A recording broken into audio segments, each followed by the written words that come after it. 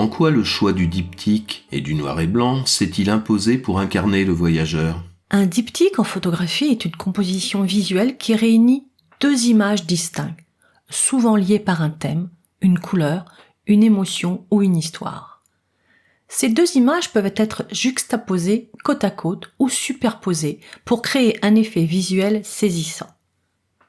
L'objectif principal d'un diptyque photographique est de provoquer une réflexion plus profonde chez le spectateur en lui permettant de faire des connexions et de tirer des conclusions à partir des deux images.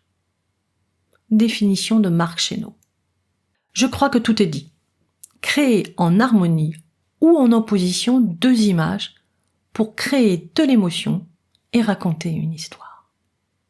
Tout au long de ma carrière, je suis passée de la photographie couleur à la photographie noir et blanc, sans m'interdire l'une ou l'autre, sans les opposer, sans systématisme.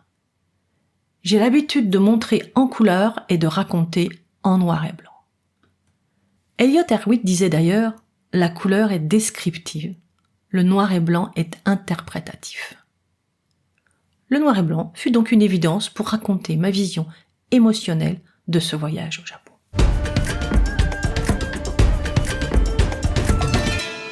Pourquoi avoir choisi le médium du livre pour présenter votre travail alors que vous venez principalement du monde de l'exposition ? Parce qu'un livre, pour moi, c'est bien plus qu'un simple support. C'est un objet vivant, un objet de partage que chacun peut s'approprier. Il permet d'embrasser d'un seul regard l'essence de mon univers photographique, de le parcourir à son rythme, de le garder près de soi. Mon premier livre, Projet 19, m'a procuré une telle joie à chaque étape de sa création que j'ai eu envie de renouveler l'expérience.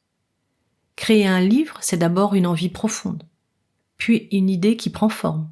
C'est aussi une collaboration, des choix à poser, des ressources à réunir, et enfin, le moment intense où l'on voit naître son projet, comme on accueillerait un enfant. Oui, la naissance d'un livre est toujours une aventure émotionnelle. C'est aussi une aventure humaine, un chemin artistique, une forme d'intimité partagée avec le lecteur.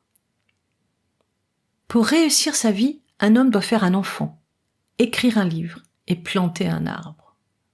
Pompei Segundo. Même si mon livre n'est pas un roman, il raconte une histoire en images, une histoire universelle, accessible à tous, indépendamment de la langue ou de la culture.